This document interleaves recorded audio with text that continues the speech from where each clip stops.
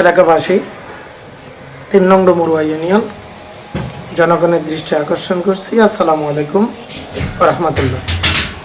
গতকালকে বলছিলাম মিথ্যা মামলা আমি করছি না মিথ্যা মামলা তারা করছে, এতটুকু পর্যন্ত আমি সমাপ্ত দিয়েছিলাম। মিথ্যা মামলাটা করলো, ঘটনা ভাঙচুর করলো তারা, লুটপাট করলো তারা, হামলা করলো তারা, নির্যাতন করলো তারা, আমার বাড়ির মধ্যে অপ্রীতিকর যত ঘটনা করলো তারা তারা করে আমার জন্য মিথ্যা মামলা করছে। কিন্তু আমি তাদের বিরুদ্ধে একটা অভিযোগ করেছি। আমার অভিযোগটা 6 মাস পরে এসপি সাহেব তদন্ত করে এই কবিরের বিরুদ্ধে সহ থানা মামলা রেকর্ড করার জন্য বলে আমি অভিযোগটা করছি। এটা যদি আমার ভুল হয় তাহলে আপনারা আমার বিচার করবেন, আপনারা যে বিচার করবেন আমি তা মেনে নেব। আজকে আমি আরেকটা কথা বলতেছি, তার সাথে সাথে বিনা কারণে আমি যদি কোনো অপরাধ করে থাকি, আমার গ্রামবাসীর উপরে, নিরীহ কোনো মানুষের উপরে অন্যায়ভাবে যদি কোনো অপরাধ করে থাকি, আমি 1000 টাকার স্ট্যাম্প দিব, 1000 স্ট্যাম্পের স্বাক্ষর দিব এবং 5 জন নিরপেক্ষ লোক থাকবে। ওরা 5 জন নিরপেক্ষ লোক যদি প্রমাণ করতে পারে বিনা কারণে আমি আমার এলাকার লোকের উপরে অন্যায় করেছি, যদি প্রমাণিত হয়, প্রতিটি অপরাধে আমি 1 লক্ষ টাকা জরিমানা দিব। এটা আমি ভিডিওর মাধ্যমে আপনাদের কাছে পৌঁছালাম, আমার কথাগুলো রেকর্ড করে রাখবেন। এভাবে মামলা চলমান থাকা অবস্থায় হঠাৎ করে আমার এলাকায় একটা লোক মারা যায়, আবু তাহের। তার বিরুদ্ধে একটা অভিযোগ আসে, হত্যা মামলা, দর্শনের মামলা।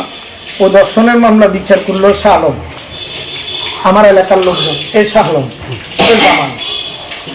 আলম, এ জামাল, তারপরে এ কবির, এ জসিম এবং এলাকা আরো অনেক লোক ছিল।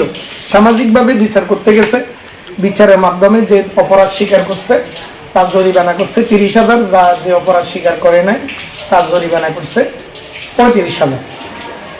আবু তাহের অপরাধ স্বীকার করে নাই। এখন আবু তাহের বিচারকের সামনে বিষ খেয়ে আত্মহত্যা করে মরে গেছে। আবু তাহের বিরুদ্ধে মামলা হয়েছে থানায়, তার বউ মামলা করছে। আমার এই ভাঙচুরের অভিযোগ দিছি কেন, এটাকে পুঁজি করে তারা মনে করছে আমি আবু তাহেরের মামলাটা করাই দিছি। এই মর্মে তারা এলাকার সবাই প্রায় 10 থেকে 11 জন মামলা খেয়েছে। এই মামলা খাওয়াতে তারা সন্দেহভাজন হিসাবে আমাকে ট্রিট করছে। আমাকে ট্রিট করে তারা কি করলো, আমার বিরুদ্ধে মানববন্ধন কি আমি মামলাবাজ। তখনও কিন্তু আমি মামলা করি নাই, একটা অভিযোগ ছিল। ওরা যখন আমার বিরুদ্ধে মামলা করে, চাঁদাবাজি মামলা করে, তখনও আমার মামলাটা রেকর্ড হয় নাই, আমার এই অভিযোগটা মামলা হিসাবে রেকর্ড হয় নাই। এদের মামলা আমি দূরেতে আছি, আমি লুকাই আছি। এখন আপনি বলেন মিথ্যা মামলাটা কি আমি করেছি, আপনারাই বলেন না মিথ্যা মামলাটা ওরা করেছে। আমার তো অভিযোগ 6 মাস পরে আমার মামলা রেকর্ড হয়। এখন আমার বিরুদ্ধে হলো আমি মামলাবাজ, আমাকে মামলাবাজ টিপ দিয়া আমাদেরকে সমাজ থেকে, সামাজিক লোকেদেরকে বলছে আমাদের সাথে কথা বলা যাবে না, আমাদের সাথে মিশা যাবে না, আমাদের থেকে পণ্য কেনা যাবে না। এবং এক পর্যায়ে আমাদেরকে কোন ঠাসা করে ফেললো এই কবির এবং জসিম শাহ আলম মিলে। যখন আমাদের করে, আচ্ছা আপনাদের কাছে আমার প্রশ্ন, আমরা কি নারী নির্যাতন করছি? আমরা কি কারো ঘরে হামলা দিছি? আমরা যে কি কাউকে মারধর করছি? আমরা নিরীহ মানুষের উপরে জুলুম করছি?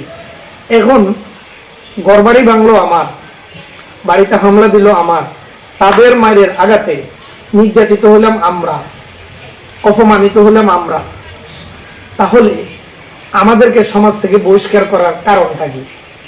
এখন এই শালম যে তার জায়গা দাবি করছে, শালমের বাড়ি এখানে নয়।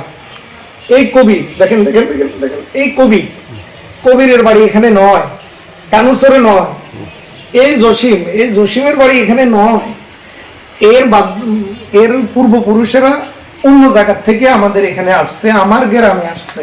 তারা আমার গ্রামে থাকে, আমার গ্রামে বসবাস করে, আমার মনুষ্য সম্পত্তিগুলো তারা ভোগ করে। এখন তারা আমার জায়গায় থাকি, আমার গ্রামে থাকি, আমার সমাজে থাকি, আমাকে আঙ্গুল দিয়ে বলে দে আমি সমাজে থাকতে পারবো না। এই অবিচার এই পৃথিবীর কোথাও আছে কিনা আপনাদের কাছে আমার প্রশ্ন।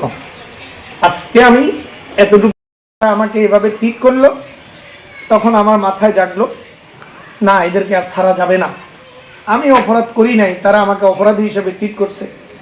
তখন এরা জামিন নিছে, মামলা এই হত্যা মামলা থেকে জামিন নিছে। জামিন নেওয়ার পরে এরা যখন আমাকে চতুর্দিকে, আমি রাস্তা ডানিও বাইরেতে পারছি না, বামেও বাইরেতে পারছি না, সামনেও যাইতে পারছি না, পিছনেও আমার পরিবার যাইতে পারতেছে না, আমাদের বাসায় কেউ আসলে তারা পাহারা দেয়, তাদেরকে জরিমানা করা হবে। তখন আমি নোয়াখালী কোর্টে যাইয়া আমার নিজের টাকা দিয়া এদের বিরুদ্ধে উকিল দাঁড়া করাইছি।